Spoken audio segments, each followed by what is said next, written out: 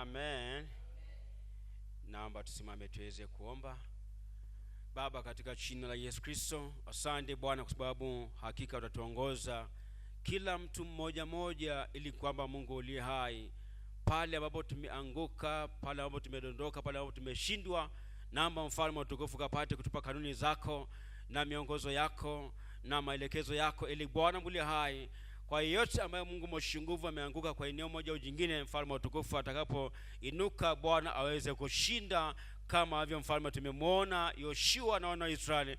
Yeriko walishinda katika mji wa Ai wakashindwa, lakini Bwana ukawapa mbinu na kanuni ambazo ziliwawezesha kushinda hatimaye. Msaidie Bwana kila mmoja, mfalme wa utukufu, ili Mungu mwenye nguvu, kanuni ambazo tunajifunza Bwana kutoka kwa mtumishi wako Yoshua, ndio ameshindwa, ndio ameanguka, lakini haikuwa ni mwisho. Naomba Mungu mwenye nguvu ya kwa Bwana, yeyote ambaye mfalme wa utukufu ameanguka kwenye eneo moja au nyingine, au ameshinda kwenye eneo moja au nyingine, mfalme anapoinuka tena, mfalme wa utukufu ni hai, atashinda tena katika jina la Yesu. Kama tumemwona ambavyo mfalme Paulo mtume anasema tunashinda zaidi ya kushinda kwa yeye aliyetupenda. Kila mmoja tukushinda Mungu mshingo ta kila eneo, mfalme wa utukufu ni hai. Kama tumeona Yusufu, Bwana alishinda mazingira magumu aliyopitia. Ndio alikuwa mtumwa, lakini Mungu hakuishia kwa mtumwa milele, aliweza kuibuka tena akawa waziri mkuu. Na mfalme wa utukufu le Bwana tufundishe, tupe mbinu hizo, mfalme wa utukufu tusaidie. Tunaona katika nyumba ya Potifa alisingiziwa amebaka, na ndio kilicho mbele yake, aenda gerezani, lakini haikumchukua ile hatua kwamba ndio mwisho wa maisha yake. Aliinuka tena na hatimaye akashinda katika jina la Yesu. Bwana, kila mmoja wetu atashinda. Watoto wetu watashinda, vijana wetu wakike na ukimya watashinda. Hajalishi kwamba dunia ni mbovu kiasi gani, kama vile Samueli alipolelewa, alipokuwa na hatimaye akawa nabii katikati ya walioshindi watoto wa Eli. Bwana, watoto wetu watashinda katika jina la Yesu Kristo. Mpe kila mmoja neema ya kushinda tena. Sio adha, sio njaa, sio hatari, sio upanga yaliyoko yatakaye kuwepo, yaliyoko juu, yaliyo chini. Mfalme mtukufu, hakuna chochote kiumbe ambacho kitaweza kutuangusha na kutoka katika mikono ya Mungu aliye hai. Tutaweza kushinda katika jina la Yesu. Asante kwa ile uaminifu wako Bwana. Kwa jina la Yesu tumeomba. Kwa jina la Yesu tumeomba. Amen. Naomba tukae. Basi kwa muda mchache tena sasa tulio nao, nadhani tumetumia muda mwingi sana kwenye ile somo la kwanza, ambalo hasa kujifunza yote ambayo Bwana ametuamuru. Tuliangalia habari ya Yoshua na kushindwa kwao. Nilikwambia sura ya 6 alifanya nini? Mbona tumeachana? Alifanya nini? Sura ya 6 kitabu cha Yoshua, sawa Sura ya 7, sura ya 8 alishinda. Haleluya. Tutashinda. Nasema tutashinda. Mpendwa, naomba nikwambie, haijalishi kwamba ni kwenye arena zipi au kwenye anga zipi. Nilikupa mfano huyu dada ambaye alifeli darasa la 7 kijini kwao. Tunamuona namna ambavyo ameondoka mahali pale, tunaona jinsi ambavyo alienda kushinda. Na leo tunapozungumza, ingawa alitoka kule kwao amefeli darasa la 7, tunamuona wazi ya kwamba sasa leo ana degree 2, ana masters ya mambo ya biashara. Nini manache? Hakubali kushindwa. Ndio maana tunaweza kuona Yoshua, pamoja na kwamba ameshinda Yeriko, kushinda Yeriko hakukuwa ni kigezo cha yeye kwamba kushinda milele. Kama hakuwa mangalifu, kama hakuwa mzingatifu wa kanuni za Mungu aliye hai, tunamuona namna ambavyo alishindwa katika mji wa Ai. Walikuwa dharau. Anasema haijalishi, twende tu watu wawili, watu 2000, watu 3000 inatosha. Tunaweza kuona kwamba alikuja akashindwa hatimaye. Nini maanachi? Tukajifunza kwamba hawakumtafuta Mungu aliye hai. Ndio maana tunaweza kuona Mungu aliwapa miongozo yake wakiwa kule Yeriko, na walipokuwa nakwenda mji wa Ai hakuna mwongozo wa Mungu hata mmoja, na ikawa ni chanzo cha kushindwa kwao wale jamaa. Na walipoanguka hatimaye tunaona jinsi ambavyo walipigwa na wakapata hasara ya jeshi la watu 36. Lakini Mungu nashukuriwe. Nasema Mungu nashukuriwe, kwa sababu kuanguka kule kuliwachochea jambo la kwanza kumtafuta Mungu wale. Ndio maana tunamuona jambo la kwanza, alimtafuta Mungu kwa unyenyekevu na maombi. Baada ya anguko alimtafuta Mungu wale. Unapoanguka kwenye eneo moja au nyingine la kibiashara, la maisha, la kiroho, naomba nikwambia wazi kwamba jibu lipo katika kumtafuta Mungu aliye hai. Haleluya. Ndio mataweza kuona walimtafuta Mungu tena, walimtafuta Bwana Mungu aliye hai. Ndio mataweza kuona kwamba alimtafuta Mungu kwa unyenyekevu na maombi. Tuliangalia aya, tuna muda kupitia hizo aya tena. Jambo la pili tuliangalia, alisikiliza sauti na maelekezo ya Mungu upya. Alisikiliza maelekezo na sauti ya Mungu. Hakuwa na hiyo sauti mwanzo, wala akadharau hiyo sauti ya Mungu mwanzo. Kisha tumuona ya Yoshua, kama unavyokumbuka, alisikiliza sauti na maelekezo ya Mungu kuelekea kwenye ushindi baada ya kushindwa. Sasa hapa ana stress kwamba nimeshindwa wapi? Tatizo liko wapi? Ile sura 7, wakamtafuta Mungu aliye hai, wakasema tumeanguka, tumeshindwa. Wazee wale wa Israeli kuanzia asubuhi mpaka jioni, Bwana kulikoni? Tumefeli wapi? Na ndio hasa kanuni ya maisha, kwamba hakuna kushinda daima. Unaweza kupata faida kwa ndio hasa ndio trend hivyo, lakini unaweza kuona inafika mahali unapata hasara. Sasa wengi kwa sababu hakutarajia kwamba kuna kupata hasara, wanakata tamaa na vunjika moyo. Lakini sio, hapana. Na hata kwenye maisha ya ndoa, kwenye maisha ya mtu binafsi, kwenye maisha ya kiafya, mtu anaweza kugonjeka, akaumwa, lakini sio mwisho. Ndio mtaweza kuona hata Ayubu ambaye alianguka na kuingia akapata hasara ya kila kitu, mpaka na watoto wake. Tutaweza kuona hatimaye aliibuka tena, na Mungu akabariki mwisho wa maisha yake. Nasema Mungu akabariki mwisho wa maisha yake, akawa mshindi tena. Utakuwa mshindi tena. Nasema utainuka upya. Kama kanisa tutainuka upya, kama familia zetu tutainuka upya, kama mtu mmoja mmoja tutainuka upya tena. Utainuka tena, utakuwa mshindi. Utakuwa na sura ngapi? Angalia, niangalie. Sura ngapi? Ndio sura za maisha ya mwanadamu. Sura ya 6, sura ya 7, sura ya 8. Amina. Ndio maisha ilivyo. Kushindwa kupo. Nishakwambia, nadhani siku za Alhamisi ndio huwa napitia hizo somo.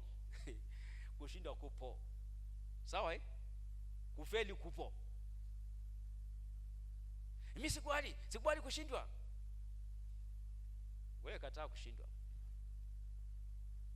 Itakuja tu hata usipopanga. Hivi kuna mtu anayepanga kushindwa? Na kuuliza, kuna anayepanga kushindwa lakini hashindwi? Anashindwa kwa sababu upo. Sasa issue iko hapa. Kushindwa sio tatizo. Ni mtazamo wako juu ya kushindwa kwako ndio tatizo lenyewe. Kwamba ndio mwisho, nimeanguka, ndaonekana. Na mara nyingi tunasema hivi, watanionaje kina fulani? Ndaonekanaje mbele ya watu? Wanasema unalia. Kuna watu wengi wanalia, wanasema hivi, uso wangu ndapitisha wapi? Hivi Sara alikuwa anapitisha uso wake wapi? Alikuwa anapitisha uso wake wapi? Hivi ndaonekanaje mbele ya watu? Yani we are so much conscious of men. Ya tuko makini kuficha, yani tunaishi maisha ya kinyonga ambayo sio asili, sio halali, sio ya kweli, ili kupendesha watu wengine. Nikwambie hivi, acha kushindwa kuja, sawa alafu ukiibuka sema ni Bwana. Haleluya. Nilishakwambia, kumbuka, ni kama narudia masomo ambayo tulishapitia sana. Acha upate hasara, watu wajue umepata nini. Sawa wewe jipange, si ndio Sura ngapi? Ya 6, ya 8. Hiyo ndio maisha ya mwanadamu. Hizo ni sura ambazo zinaitwa ni sura za kimkakati kwenye Biblia. Hatujapangiliwa hivi tu. Sura ya kwanza kushinda kwa maelekezo ya Bwana. Alafu ameenda sura ya 7 ni kushindwa kwa sababu hawana maelekezo ya nani? Ya Bwana. Sura ya 8 maelekezo ya Bwana, wakafanya nini? Hilo ndio somo. Amina. Wewe kaangalie kwa sababu umefeli. Umetumia akili zako mwenyewe. Sawa Kwa hizo sura 6 hizo, sura ya 6, ya 7, ya 8 ndio maisha ya mwanadamu. Kuna wakati unashinda na kuna sura ambayo unashindwa. Je, ufanye nini wakati wa kushindwa? Ndio mataweza kuna sura ya 7, baada ya kushindwa wakamtafuta Mungu aliye, wakamuuliza Bwana, kulikoni hasa? Tumefeli wapi? Mtafute Mungu aliye hai. Nimekuambia huyo anaitwa Thomas Edison ambaye alitengeneza taa hii, amefeli na kufeli. Watu kawaambia you are the total failure. Umefeli mara 999. Alisemaje? nasema sikofeli, ila nimegundua njia 999 ambazo hazifanyi taa kuwaka. Si ndio Usiogope kushindwa mpendwa. Inuka tena upya. Jipange upya tena na Bwana. Tumeshajifunza ile somo tukasema njia za Mungu sio njia zetu. Nadhani ilikuwa ni siku ya Alhamisi. Na mawazo ya Mungu sio mawazo yetu. Sawa Njia zake ziko juu sana. Kwa hiyo Yoshua alipoenda kwa njia zao wenyewe na mawazo yao, wakafanya nini? Wakafeli. Waliporudi wakamwambia Bwana, tupe njia yako na mawazo yako. Mungu akawapa, si ndio Sasa tunaona baada ya kuchukua mawazo ya Mungu na njia za Mungu wakafanya nini? Wakashinda. Haleluya. Nini maana yake? Unaposhindwa, unapofeli, mwambie Bwana kwamba nataka mawazo yako sasa. Nataka njia zako. Nifundishe njia zako. Nipe mawazo yako. Tafakari mawazo ya Mungu leo. Ndiposa njia za Mungu zitakuwa ni za kwako. Haleluya. Ngoja mpaka hapo. Nini maana yake? Kwamba hawa jamaa wametufundisha Yoshua ile somo kupitia Yoshua. Ndio maana unajua nilipokuwa nauliza hivi umkumbuki mtumishi ambaye alikuwa amevuma hapo katikati alafu akazimika.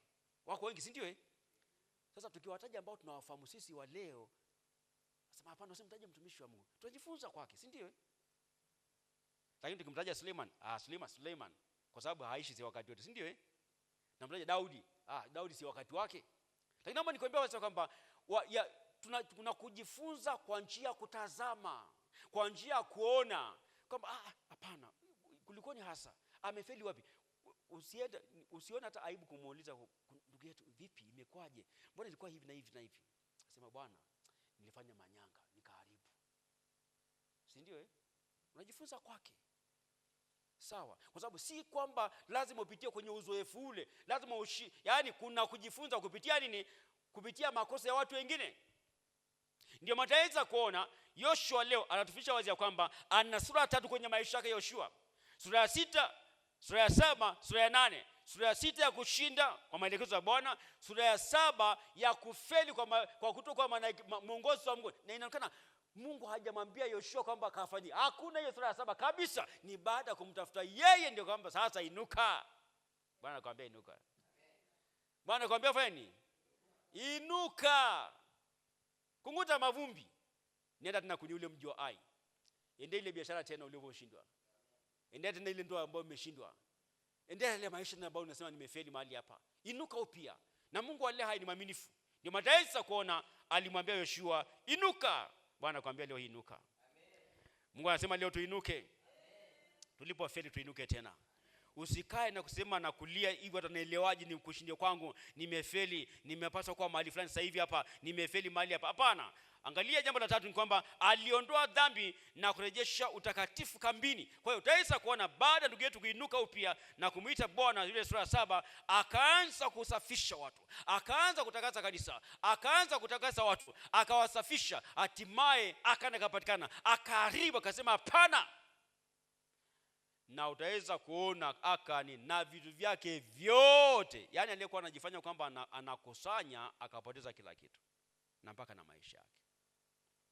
Natufundisha kwamba turidhike na Mungu ambao anatupa kwenye maisha yetu. Jambo la 4 na kuongezea siku ya leo, alipokea tena ahadi ya Mungu na kaondoa hofu. Baada ya toba na utakaso, Mungu alimtia moyo Yoshua na kumwahidi ushindi. Haleluya. Baada ya toba yetu, baada ya toba yako mpendwa Mkristo mwenzangu, tutubu dhambi zetu. Tumwambie Bwana tumefanya dhambi, naomba tusafishe. Angalia sura ya 8 mstari wa kwanza. Kisha Bwana, ile sura ya 7 ni anguko na toba na kutafuta Mungu alai. Kwa hiyo vitu vitatu viko mahali pale. Baada ya kushindwa na toba na kujitakasa na kuondoa dhambi na kusafisha kila kitu. Sura ya 8 sasa angalia mahali pale. Kisha Bwana akamwambia Yoshua, usiche, usiogope wala usifadhaike.